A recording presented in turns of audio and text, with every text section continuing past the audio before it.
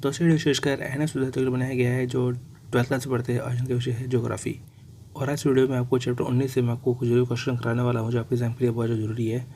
तो चलिए ज़्यादा समय लेते हुए शुरू करते हैं क्वेश्चन आंसर से। बाकी मैं आपको कई सारी जरूरी बातें आपको बीच बीच में बताता रहूँगा। तो यहाँ पर हमारा देखा जाए चैप्टर का नाम हमारा बनता है हमारे संसाधन। तो इस चैप्टर से मैं आपके लिए कुछ जरूरी क्वेश्चन आंसर आपके लिए लेकर आया हूँ। तो चलिए ज़्यादा समय लेते हुए शुरुआत करते हैं क्वेश्चन आंसर से। बाकी कई सारी जरूरी बातें जो आपको बीच बीच में आपको बताता रहूँगा, लेकिन शुरुआत करते हैं क्वेश्चन आंसर करते हैं। तो यहाँ पर देखा जाए मैं आपके लिए वो क्वेश्चन आंसर लेकर आया हूँ जो आपके एग्जाम के लिए बहुत ज़्यादा ज़रूरी है, बहुत ज़्यादा इंपॉर्टेंट एग्जाम में आपके आने के लिए। तो चलिए शुरू करते हैं। बात करते हैं प्रश्न पहले की। प्रश्न पहले में आपसे कहा जाता है संसाधन को परिभाषित कीजिए और बताइए कि यह किस प्रकार हमारे लिए उपयोगी है। तो यहाँ पे आपको बताना है संसाधन को परिभाषित करना है कि संसाधन है क्या और ये हमारे लिए उपयोगी कैसे है। तो चलिए पहले यहाँ पे जो लिखा उसके बारे में पढ़ लेते हैं, उसके बारे में आपको मैं अलग से बताऊँगा। कोई भी पदार्थ जो मनुष्य के लिए मूल्यवान उपयोगी है संसाधन कहलाता है। दूसरे शब्दों में प्रकृति प्रदत्त उपहार जो मानवीय आवश्यकताओं की पूर्ति करते हैं संसाधन कहलाते हैं। संसाधन हमारे लिए उपयोगी है। संसाधन एक राष्ट्र की अर्थव्यवस्था का आधार बनाते हैं। वे प्राकृतिक पर्यावरण का निर्माण करते हैं जो कि मानव के जीवित रहने के विकास के लिए आवश्यक है। इन आवश्यकताओं के उपयोग द्वारा मनुष्य स्वयं के जैव जगत का निर्माण करता है, जैसे घर, भवन, परिवहन व साधन आदि। तो कुल मिला के हमारा देखा जाए संसाधन है क्या। संसाधन हमारा पर वो कोई भी चीज़ है जो हमारे आसपास में होती है, हमारी ज़रूरत को पूरा करती है, वो संसाधन है। संसाधन हमारे पर वो चीज़ है जो हमारी ज़रूरतों को पूरा करती है, हमसे जुड़ी भी है, हमारी ज़रूरतों को पूरा करती है, वो हमारी चीज़ कहलाती है, संसाधन कहलाती है। और संसाधन हमारे लिए बहुत ज़्यादा जरूरी है क्योंकि इनके बिना हमारा पे जीवन संभव नहीं। तो चलिए आगे बढ़ते हैं। अब बात करते हैं प्रश्न 2 की। प्रश्न 2 में आपसे कहा जाता है भारत में मृदा अवपक्ष के 4 कारणों का नाम लिखिए। यानी कुल मिला के देखा जाए आपको ये बताना है कि भारत में मृदा जो है उपजाऊ है, लेकिन क्या है कि कुछ ना कुछ ऐसी वजह है जिस वजह से हमारा क्या हो रहा है, जो मृदा है वो हमारे लिए क्या हो रही है, अनुपजाऊ हो जाती है, हमारे लिए बेकार हो जाती है, बंजर हो जाती है, किसी काम की नहीं रहती। ऐसे क्या वजह होती है, ऐसे क्या कारण होते हैं जिस वजह से हमारा पर देखा जाए अच्छी खासी जो हमारे लिए उपजाऊ मृदा होती है वो हमारे लिए बंजर हो जाती है। क्या कारण है ऐसे क्या कारण हो जाते हैं कि जो मिट्टी हमारी किसी काम की नहीं रहती। तो यहाँ पे हमारा देखा जाए कुछ वजह बनती है, जैसे मृदा अपर्दन। यहाँ पे हमारा पर देखा मृदा अपक्ष का कारण हमारा बनता है मृदा अपर्दन बनता है। कि मृदा अपर्दन का मतलब क्या बनता है कि जो मिट्टी की जो सबसे ऊपरी परत होती है वो किसी न किसी वजह से क्या होता है, अपना वहाँ से परत वो हट जाती है, चाहे हवा से हटे, चाहे पानी के बहने से हटे, या किसी और की वजह से वन नाशन कि जंगलों काटने से भी हमारा पर देखा जाए मृदा अपक्ष हो जाता है, मृदा का क्षरण हो जाता है, मृदा का नाश हो जाता है। कि जो हमारी मृदा होती है, मृदा जो उपयोगी मिट्टी होती है वो उसकी उपयोगिता क्या होती है, ख़त्म हो जाती है वनों के नाश करने से, वनों को काटने से, अतिचराई करने से। अतिचराई का मतलब क्या होता है कि बहुत से चरवाहे होते हैं अपने पशुओं को ले जाते हैं, एक ही जगह ले जाते हैं, बार बार रोजाना एक ही जगह ले जाते हैं, और ऐसे में देखा जाए जितने पशु होते हैं वहाँ के आसपास के पेड़ पौधों को खा के ख़त्म कर देते हैं, वहाँ कुछ बचता नहीं है। और क्या होता है, वहाँ की मिट्टी क्या होती है, ख़राब हो जाती है। एक ये वजह बनती है अतिचराई। इसके अलावा देखा जाए हमारा पर लापरवाही पूर्ण वन प्रबंधन की हमारा पर जो फॉरेस्ट डिपार्टमेंट है, जो हमारा फॉरेस्ट मैनेजमेंट है, वो उसमें क्या होती है, कई बार क्या होता है लापरवाही देखने को भी मिल जाती है, जिस वजह से यहाँ पे वहाँ पर कई जगहों पर मिट्टी जो होती है, मिट्टी क्या होती है, बेकार बंजर अनुपयोगी हो जाती है। तो ये कुछ हमारे पर वजह बनती है जिस वजह से हमारे यहाँ पर जो मिट्टी होती है उसका अवपक्ष हो जाता है। तो चलिए आगे बढ़ते हैं।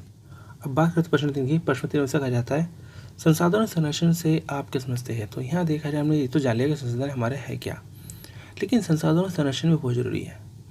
क्योंकि अगर हम यहाँ पर इन संसाधनों का अंधाधुंध इस्तेमाल करेंगे, ज़्यादा इस्तेमाल करेंगे, गलत तरीके से इस्तेमाल करेंगे, तो संसाधन क्या होंगे, आने वाले समय में ख़त्म हो जाएंगे और हमारे आने वाले जो जनरेशन है, जो पीढ़ी है, वो इसका उपयोग नहीं कर पाएगी, इसके उपयोग से वंचित रह जाएगी। तो इसलिए हमारा पर देखा संसाधनों का संरक्षण क्या होता है, बहुत जरूरी होता है।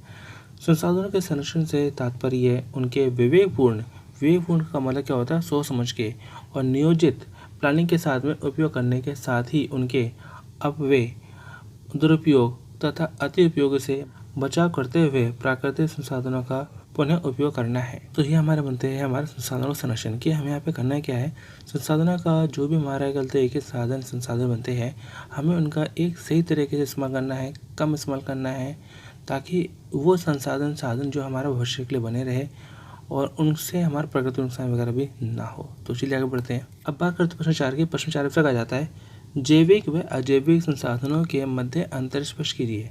तो यहाँ आपको बताना है कि हमारा पे जो संसाधन होते हैं क्या बताया गया है, 2 तरह के बताया गया है। एक यहाँ पे हमारा जैविक संसाधन और एक हमारा पास अजैविक संसाधन है। इन दोनों के बीच में क्या फ़र्क है? तो चलिए यहाँ पे जो लिखा है पहले उसके बारे में पढ़ लेते हैं, उसके बाद मैं आपको अपने शब्द बताता हूँ। जैविक संसाधन, इन संसाधनों में पर्यावरण के समस्त जीवित तत्व सम्मिलित है, जैसे वन, फसलें, वन्य जीव, मछली आदि। ये संसाधन नवीकरणीय है क्योंकि ये स्वयं को पुनरुत्पादित व पुनर्जीवित कर सकते हैं।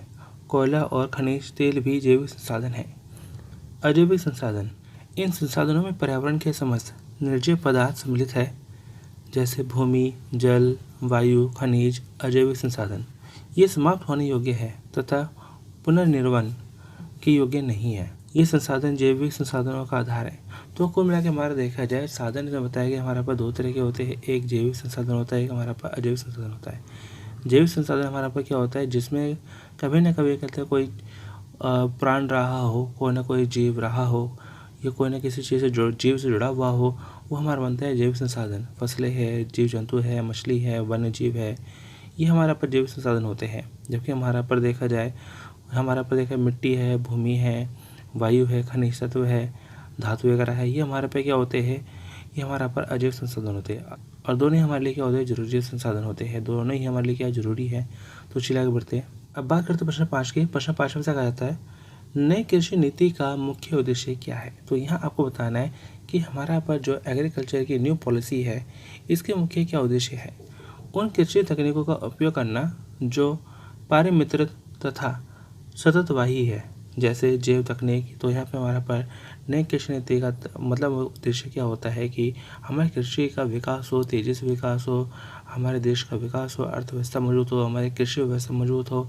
तो इसका उद्देश्य क्या है कि हमें कुछ नए तरीके अपनाने पड़ेंगे, कुछ नए तरीके को अपनाकर हम अपना कृषि व्यवस्था को मजबूत कर सकते हैं। तो ये हमारा बनता है नई कृषि नीति का प्रमुख उद्देश्य। तो चलिए आगे बढ़ते हैं। अब बात करते हैं प्रश्न 6 की। प्रश्न 6 हमारे पास देखा जाए बहुत ही आसान है। इस सवाल में कहा जाता है ऊँट कहाँ पाए जाते हैं। तो बहुत सिंपल सवाल हमारा बनता है ऊँट हमारा कैमल। तो कैमल मोस्टली हमारे पे कहाँ पाए जाते हैं। तो ये हमारा देखा जाए ऊँट शुष्क प्रदेशों में, क्षेत्रों में पाए जाते हैं। तो जहाँ हमारा देखा जाए जो हमारे ड्राई जगह होती है, सूखी जगह होती है, जैसे हमारा पर राजस्थान वगैरह है, तो यहाँ पर हमारा क्या होता है ऊँट वगैरह काफ़ी अच्छे मात्रा में अच्छे तरीके से पाए जाते हैं। क्योंकि ऊँट हमारा एक ऐसा प्राणी होता है जो अगर एक बार पानी पी लेता है तो लगभग उसे हफ्ते भर तक पानी पीने की जरूरत नहीं होती। खाना भी एक बार खा ले तो काफ़ी दिनों तक खाना खाने की जरूरत नहीं पड़ती। इनके जो पैर होते हैं काफ़ी गद्देदार होते हैं, जिस वजह से अपना देखा जाए ये रेत में भी चल सकते हैं, रेत के तूफान में भी अपना देखा जाए अपना को बचाव कर सकते हैं। इसके अलावा देखा जाए ऊँट को हमारा देखा है कई दिनों तक अपना एक लंबी यात्रा कर सकता है। तो ऊँट हमारे पर देखा जाए एक तरह से हमारा बार रेगिस्तान का जहाज भी कहा जाता है। तो ऊँट हमारे बहुत ही एक अच्छा जो एक प्राणी है हमारा रेगिस्तान का। तो चलिए आगे बढ़ते हैं। अब बात करते हैं प्रश्न 7 की। प्रश्न 7 में से कहा जाता है एक सींग वाला गैंडा कहाँ पाया जाता है। तो ये हमारा देखा है बहुत ही दुर्लभ प्राणी है, जो कि हमारा बहुत ही मुश्किल है, अब बहुत ही वैल्यूबल भी है। इसका देखा जाए हमारा पर एक ही हमारा जो गैंडा है इसका जो सींग है कितना, एक सींग है और बहुत ही वैल्यूबल है। वैल्यूबल पर हमारा कहते हैं कि ये जानवर बनता है। और एक सींग वाला गैंडा हमारा पे असम और पश्चिम बंगाल के दलदली क्षेत्रों में पाया जाता है, एक सींग वाला गैंडा। तो चलिए आगे बढ़ते हैं। अब बात करते हैं प्रश्न 8 की। प्रश्न 8 में से कहा जाता है हिरण की विभिन्न प्रजातियों के नाम लिखिए। तो यहाँ पे हमारा पर देखा जाए हिरण होते हैं, तो हिरणों की भी क्या होती है, कई सारी प्रजातियाँ होती है। जैसे यहाँ पे हमारा पर हागुल जो कि हमें कश्मीर मृग होता है, कश्मीर पाया जाता है। स्वाम्प हिरण, चीतल, कस्तूरी मृग और यहाँ पर हमारा पिसोरी सम्मिलित है। तो ये हमारे पे कुछ हिरण होते हैं, हिरणों की प्रजाति है। तो इसी आगे बढ़ते हैं। अब बात करते प्रश्नों की। प्रश्नों में से कहा जाता है वन एवं पर्यावरण मंत्रालय का गठन कब और क्यों किया गया।